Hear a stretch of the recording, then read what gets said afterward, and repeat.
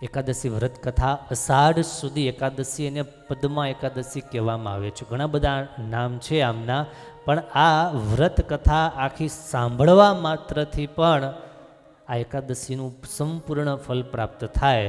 એકાગ્ર ચિત્તથી આખી સંપૂર્ણ વ્રત કથા આપણે સાંભળીએ. આ વ્રત કથા બ્રહ્માંડ પુરાણમાં લખાયેલી કથા છે અને એ કથાને આધારે આપણે જરા જોઈએ. યુધિષ્ઠિરે પૂછ્યું, હે કેશવ, અષાઢ સુધી એકાદશીનું શું નામ છે, તેના કયા દેવ છે, એના વ્રતનો કેવો પ્રકાર છે તે કહો.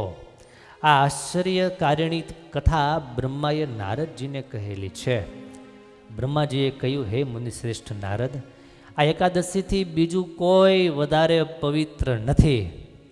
મોટામાં મોટી એકાદશી, સૌથી શ્રેષ્ઠ પવિત્ર આ એકાદશીનું વ્રત છે અને કષ્ટ વેઠીને પણ અષાઢ સુધી એકાદશીનું વ્રત પ્રયત્નપૂર્વક કરવું જોઈએ. કોણે? ભગવાનના ભક્તોએ. અષાઢ સુધી એકાદશી પદ્માએ નામથી પ્રસિદ્ધ છે. એનું વ્રત નારાયણ ભગવાનની પ્રાપ્તિ માટે કરવું. નારાયણની પ્રાપ્તિ જેમણે કરવી હોય એમણે આ પદ્મા એકાદશીનું વ્રત કરવું. માનધાતા નામે સૂર્યવંશી રાજા હતા અને તે સત્ય પ્રતિજ્ઞાવાળા અને પ્રતાપી હતા. એ ધર્મથી પ્રજાનું પાલન કરતા અને તેની પ્રજા પણ ધન ધાન્યથી સમૃદ્ધ હતી. અને પછી કોઈક એક વખત પાપ કર્મના ફળ ભોગવવાનો એને વખત આવ્યો. પુણ્ય અને પાપ બેયને જીવાત્માએ ભોગવવા પડે છે. ત્યારે રાજ્યમાં પણ વર્ષો સુધી વૃષ્ટિ થઈ નહીં, દુષ્કાળો પીડા. તેથી પ્રજા ભૂખે મરવા લાગી અને પ્રજા સાથે મળી રાજા પાસે આવીને કહેવા લાગી, મેઘરૂપી નારાયણ જ વૃષ્ટિ કરે છે, માટે સઘળાને સુખ થાય, બધાને સુખ થાય એવો ઉપાય કરો. હે મહારાજ, હે રાજન, આ દુષ્કાળ દૂર થાય એના માટે ભગવાનને પ્રાર્થના કરીએ, એના માટે કંઈક પ્રયાસ કરીએ. ત્યારે રાજા બોલ્યા, તમારી વાત સત્ય છે. અન્ન બ્રહ્મમય છે અને સઘળા પ્રાણીઓને અન્નથી તૃપ્ત થાય છે. આમ પ્રજાના હિત માટે માનધાતા રાજા ઘોર વનમાં જઈ અને મુનિઓના આશ્રમમાં ફરવા લાગ્યા કે કોઈ એવા ખરેખરા જોગી જતી ઋષિ મળી જાય. અને ત્યાં બ્રહ્માના પુત્ર અંગિરા ઋષિના દૂરથી દર્શન થવાથી રાજા ઘોડા પરથી ઉતરી હાથ જોડી અને વિનયથી ઊભા રહ્યા. એને જોઈ અને અંગિરા ઋષિ રાજી થઈ આશીર્વાદ આપ્યા અને રાજાને કુશળ સમાચાર પૂછ્યા. રાજાએ માંડી બધી વાત કરવા. રાજાએ કહ્યું છે, હે ભગવાન, હું ધર્મથી પૃથ્વીનું પાલન કરું છું, છતાં પણ મારા દેશમાં વૃષ્ટિ થતી નથી. અત્યારે મહાવૃષ્ટિ છે, ધડબડાટી બોલાવે છે. આ વરસાદનું એવું છે, થાય તો બહુ થાય, ન થાય તો કાંઈ ન થાય. હા, દેશમાં વૃષ્ટિ નથી અને પ્રજાના યોગક્ષેમનો ઉપાય બતાવો. પ્રજા દુઃખી છે, પશુ પંખીઓ દુઃખી છે અને માટે બધા વતી આપને પ્રાર્થના કરું છું, વિનંતી કરું છું કે ઉપાય બતાવો જેથી કરીને દુષ્કાળ જાય. ત્યારે ઋષિએ કહ્યું, હે રાજન, આ સતયુગમાં ધર્મ 4 પગવાળો છે. આ યુગમાં બ્રાહ્મણને તપ કરવાનો અધિકાર છે, છતાં અન્ય કોઈ તપ કરે છે માટે વૃષ્ટિ થતી નથી. રાજા કહે, તો પણ વ્રત કહો જે કરવાથી ઉપદ્રવ શાંત થાય. ઋષિએ કહ્યું, હે રાજન, અષાઢ માસના શુક્લ પક્ષની પદ્મા એકાદશીનું વ્રત કરો. આ એકાદશી સર્વસિદ્ધિ આપનારી છે અને સર્વોપદ્રવોને નાશ કરનારી છે. માટે તમારી તમામ પ્રજાએ સહિત આ વ્રત કરો. કયું વ્રત? પદ્મા એકાદશી, અષાઢ સુધી એકાદશી. પછી જ્યારે અષાઢ માસ આવ્યો અને ત્યારે રાજાએ તમામ પ્રજાજનોને કહ્યું છે, આ પદ્મા એકાદશીનું વ્રત સૌએ સાથે મળીને કરવાનું છે. અને તેથી સૌએ વિધિ વિધાનપૂર્વક અને પૂર્ણ વિશ્વાસ અને શ્રદ્ધાની સાથે આ એકાદશીનું વ્રત કર્યું. અને તેના પુણ્ય પ્રતાપે દેશમાં ખૂબ જ સરસ વૃષ્ટિ થઈ અને પૃથ્વી જળમય થઈ ગઈ અને બહુ સારી રીતે અનાજ પાક્યું. એવી રીતે ભગવાનની કૃપાથી તમામ પ્રજા સુખી થઈ. આ કથાના પાઠથી અથવા સાંભળવાથી તમામ પાપ દૂર થાય છે અને એવી રીતે બ્રહ્માંડ પુરાણમાં અષાઢ માસના શુક્લ પક્ષની આ એકાદશીનું વ્રત અહીંયા કહેવામાં આવ્યું છે. અને એવી રીતે આ એકાદશીથી જ ભગવાન શેષ નારાયણના શેષ સાઈ રૂપે પ્રગટ થઈ અને શેષજીમાં બિરાજમાન થઈને પોઢે છે, શયન કરે છે, માટે આને દેવશયન એકાદશી પણ કહેવાય છે. અને આ દિવસથી ચાતુર્માસનો આરંભ થાય છે અને આ દિવસથી 4 મહિના સુધી યાને કે કારતક સુધી એકાદશી સુધી 4 માસ જે પૂર્ણ ભક્તિભાવ સાથે ભગવાનને રાજી કરવા નિયમ લે છે એ બધાનું ભગવાન સર્વે રીતે કલ્યાણ કરે છે. આખો એનો પણ ધ્યેય આપેલો છે કે આ સમયમાં જે નિયમ લે છે, યુધિષ્ઠિર મહારાજને ભગવાન કૃષ્ણ વાત કરે છે કે જે માણસ 4 માસ સુધી હંમેશા દેવ મંદિરમાં વાળવું, જળ છાંટવું, લીપવું, રંગોળી પૂરવી વગેરે સેવા નિષ્ઠાથી શ્રદ્ધાપૂર્વક કરે, એને 4 માસ પૂરા થયા બાદ 7 જન્મ સુધી ઉત્તમ બ્રાહ્મણને ઘેર જન્મ પ્રાપ્ત થાય. અને જે માણસ 4 મહિના સુધી ભગવાનને કમળ ચડાવે છે, નૈવેદ્ય ધરે છે, ચંદન પુષ્પ અને અક્ષતથી ભગવાનની પૂજા કરે છે અને બ્રાહ્મણની પૂજા કરે છે, એને સ્વર્ગની પ્રાપ્તિ થાય છે. જે 4 માસ સુધી દરરોજ તુલસી વડે શ્રીહરિનું પૂજન કરે છે અને વ્રતની સમાપ્તિ કરે છે, એને સુવર્ણના વિમાનમાં બેસીને ભગવાનના ધામમાં જાય છે. 4 મહિના સુધી પીપળાને પાણી રેડવું, સંધ્યા વખતે મંદિરમાં દીવો મૂકવો અને ધર્મશાસ્ત્રોનું શ્રવણ કરવું અને ભગવાનના નામનો જાપ કરવો, દરરોજ સૂર્યને અર્ઘ્ય આપવો, સુવર્ણ લાલ વસ્ત્ર, ગાયનું દાન વગેરે બધું આરોગ્ય અને લક્ષ્મી અને કીર્તિ આપનારું બતાવવામાં આવ્યું છે.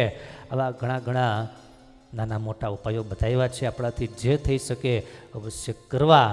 અને છેલ્લે એટલી વાત લખી છે કે આ ચાતુર્માસમાં રીંગણા, મૂળા, શેરડી અને જામફળ આ 4 વસ્તુઓનો ત્યાગ કરવો. હે યુધિષ્ઠિર, એવી રીતે વ્રત કરવાથી ભગવાન નારાયણ પ્રસન્ન થાય છે અને જે દિવસે ભગવાન ક્ષીરસાગરમાં પોઢે છે એવી આ નિયમની એકાદશી અને પાછા જે દિવસે જાગે છે તે પ્રબોધિની એકાદશીએ ઉપવાસ કરે છે.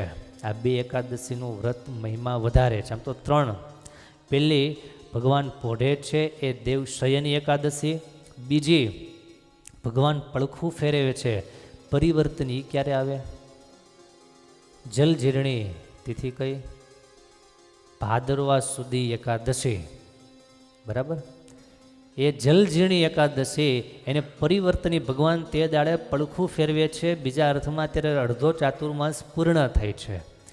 ત્યારબાદ પ્રબોધિની ભગવાન જાગે છે પાછા, એને પ્રબોધિની કહેવામાં આવે. આ 3 એકાદશીએ ખાસ આગ્રહ રાખી અને ઉપવાસ કરવા અને જે આ 3 ઉપવાસ કરે છે એ ભગવાનના ધામને પામે છે, એમાં કોઈ શંકાને સ્થાન નથી. અને આ રીતે બ્રહ્માંડ પુરાણ તથા ભવિષ્ય પુરાણમાં એકાદશીનું મહાત્મા કહ્યું છે. ઇતિ શ્રી બ્રહ્માંડ પુરાણે કૃષ્ણ યુધિષ્ઠિર સંવાદે અષાઢ શુક્લ એકાદશ્યામ પદ્માનામ્યામ ચ ભવિષ્ય પુરાણે કૃષ્ણ યુધિષ્ઠિર સંવાદે અષાઢ શુક્લ એકાદશ્યામ વિષ્ણુ શયન એકાદશી મહાત્મ્ય વૃત્ત નિર્ણય મહાત્મ્યમ સંપૂર્ણમ. આવી રીતે કેટલા સરસ બ્રહ્માંડ પુરાણ, ભવિષ્ય પુરાણ, આ 2 પુરાણને આધારે આ વ્રત કથા આપણે સાંભળી આપણા હૃદયમાં આ કથાને સ્વીકારીએ. આ કથાનો પાઠ કરવાથી કે આ કથાને સાંભળવા માત્રથી પણ જીવનું ભલું થાય છે, રૂડું થાય છે. માટે આપણે આગ્રહ એવો રાખીએ છીએ કે એકાદશીને દરમિયાન, એકાદશી સમયે આ વ્રત કથા આપણા ધ્યાન સુધી, આપણા કાન સુધી આવી જાય, જેથી કરીને પરમાત્મા સહેજે આપણા પર પ્રસન્ન થાય. ભગવાનના ભક્તોએ ખાસ આ આખી એકાદશીની વ્રત કથા સાંભળી, અહીંયા સુધી સાંભળી, આખી સાંભળી જ કહેવાય. તો આનું ધ્યાન કરવું, ભગવાનને આપણે વહાલા થવું, ભગવાનને રાજી કરવા માટે 4 મહિના સુધી મહારાજે જે 8 નિયમ બતાવ્યા છે, 8 નિયમમાંથી 1 નિયમ લઈએ તોય ચાલે, 1થી વધારે લઈએ તો પણ ચાલે, પણ હાવ ન લઈએ એ ન ચાલે. 1 નિયમ તો અવશ્યમેવ ભગવાનના ભક્તોએ લેવું અને લેવું. શું કામ? કારણ કે ભગવાનને રાજી કરવાનું આ સર્વશ્રેષ્ઠ સાધન શાસ્ત્રોમાં બતાવેલું છે. માટે આ નિયમો ગઈકાલે પણ આપણે જો કે વાત કરી હતી કે કયા કયા નિયમો લેવાય, એ નિયમોમાં આ વખતે આપણે પ્રદક્ષિણાનો નિયમ 51 લાખ પ્રદક્ષિણાઓ ભગવાનના ભક્તો સૌ સાથે મળી અને કરવાના છે.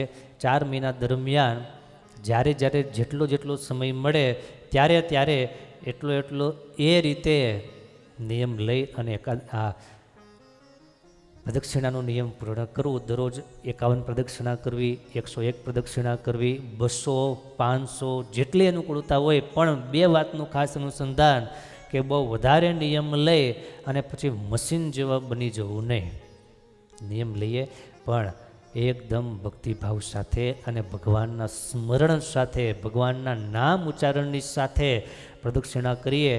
એક એક ડગલે એક અશ્વમેધ યજ્ઞનું ફળ શાસ્ત્રો કહે છે.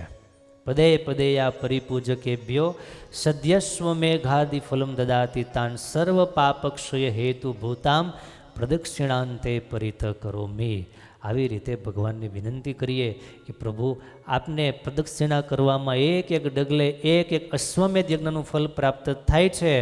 માટે આ પ્રદક્ષિણા મારી સ્વીકાર કરજો અને મારા પાપ, મારા ગુના, મારું જે દુર્ભાગ્ય છે એને દૂર કરજો, પ્રારબ્ધ સોળું કરજો, એવી પ્રભુના ચરણોમાં પ્રાર્થના કરી અને થાય એટલું વધારેમાં વધારે નામ સ્મરણ, ભજન, સત્સંગ વગેરે વગેરે કરતા રહીએ, સત્કર્મ કરતા રહીએ. ચાતુર્માસ એટલે અનેક તહેવારોનો માસ. અહીંયા કેટલા બધા તહેવારો શરૂ થાય. ચાતુર્માસ આરંભ થાય ને 4 દિવસ જાય એટલે પહેલો તહેવાર કયો આવે? ગુરુ પૂર્ણિમા. ગુરુ પૂર્ણિમા આવે પછી કેટલી બધી અલગ અલગ પૂર્ણિમાઓ છે. વચમાં આવે છે રક્ષાબંધન આવે, નવરાત્રિ વગેરે વગેરે ઘણા બધા, જન્માષ્ટમી વગેરે ઘણા તહેવારો, ઉત્સવો આ 4 મહિના અંતર્ગત આવે છે. માટે બધાનો આપણે લાભ લઈશું, આનંદ કરીએ અને આ જીવન ભગવાને આપણને આપ્યું છે એ જીવનને આપણે બહુ આનંદથી, બહુ ઉમંગથી અને બહુ ઉત્સાહથી ઉજવી લઈએ અને જીવન પણ એક ઉત્સવ બનાવી દઈએ. એટલે આપણું આ લોકમાં આવવાનું માનો સાર્થક થઈ ગયું. એ શબ્દોની સાથે આ વ્રત કથાને આપણે સમાપ્ત કરીએ.